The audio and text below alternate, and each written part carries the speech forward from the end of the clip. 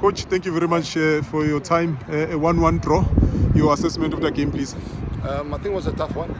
Obviously, coming to the game knowing that they first, we ranked third.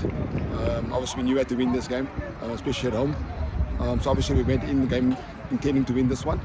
I think the result obviously not ideally what we wanted. We had a lot of chances. We again should have scored, but I think it's similar to what the first round was as well. So eventually, you know what, it is what it is. I'm proud of the boys. They worked hard. They fought hard. They do what they could. But at the end of the day, the ball just didn't want to go in the back of the net.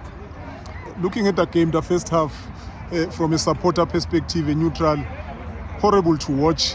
No team actually really got hold of the ball and started playing. You made the substitutions from your side, and you started to play the way that we know Masia to play. What would you say changed from the first half performance to the performance that you saw in the second half? I think definitely. I think the place we obviously started up was, I think, was Bryn and Waz, and on the right hand side we had Mo. I think with Mo and Bryn, we lost the ball a bit cheaply in certain areas. Couldn't keep the ball enough. With that situation, obviously creating the plays or coming through, couldn't obviously come late because obviously that would create different options. But in saying that, like I said, I think the first one was a tough one because obviously we kind of phased each other out because at the end of the day they wanted it, they were knocking the long balls, we were playing off the second ball, and it was a bit of a difficult one. So at the end of the day, I think the first half was a bit of a toughie. Second half, I think we came into it. The changes came, we brought Tor in, brought Nilo in, much more pace, much more speed, kept the ball well, got more behind them. With that, obviously pushing them backwards a bit, with creating a bit of space in front of them to play, and that's what started to play our game. And with Ryan coming in, Spuda with a good goal as well. Gino did well, Zinelli coming in as well. So I think at the end of the day, I think we ended very, very well from the second half to the end of the game. But at the end of the day, just didn't get the back of the net. Coach, you mentioned the first half performance, and that how important is it, and for you as a coach to know that even if things don't go well early in the game, you have the capacity in the bench to come in and in fact and change the game. Look, it's amazing. I think when I always have my team talks, I tell the boys, I say, I think our bench is just as strong as our first 11, if not stronger, and that's a scary part. But at the end of the day, I think the boys who came on obviously changed the game for us, obviously big time. But I think we did well. I think all in all, I think we did very, very well today. I think it's just very frustrating. As you can see, the boys, they fought, they wanted everything, the challenges, they died out there today. And in the day, just couldn't get that result. We needed that 2-1 obviously today, and just didn't happen. There was a battle between Rabs and Cassius for those long balls. Yeah. They were going at each other.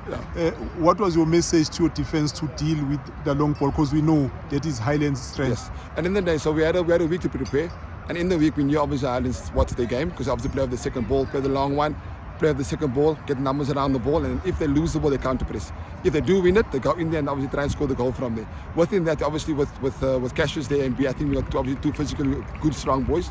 They obviously allowed Spuda and Ryan to drop a bit deeper to pick up the second ball, which did happen. And I think that made it a bit easier. I told Cassius before the game in B as well, I said, take 2 Bernardos, it's going to be easy because it's going to be a hard one today.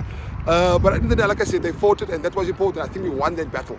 And I think that was important. We won those long challenges, those long balls coming in, won the challenges. Tevin did as well, brilliantly. I think in the day, like I said, I think boys did exceptionally well. And in the day, you can only do that much. And in the day, we got in the area, we got in the box, and we just couldn't get the last. I think Nilo on the end there should have maybe just finished it for us, but that's part of the game. Coach, you mentioned that you came here needing to take all the points to reduce the gap. It's a 1-1 draw. Yeah. The gap remains 10 points between you and Highlands. What does it mean for you in the next games? Does it mean now it's a lot of pressure because you cannot afford to drop any more points? I think it's a tricky one because at the end of the day, I think Highlands are under pressure because they know if they drop any points with anyone, we've got a lot of teams coming behind. We've got African All-Stars, we've got Gamora, we've got Masia, and I mean, we've got a sniff there. But at the end of the day, we've got to win the games, not these games just. The games you got to win is the ones you're playing away against the lower teams, and those are the games you got to win. And those are the difficult ones because those teams are fighting for their lives as well. So I think at the end of the day, we need to know that at the end of the day, we've got to keep pushing, keep getting the results. And in the day, I know something will eventually happen. Because you know what? With 11 games left, it's football. Anything can happen. As long as we keep putting the pressure on, things will change. Coach, thank you very much for your time and all the best going forward. Thank you so much, sir.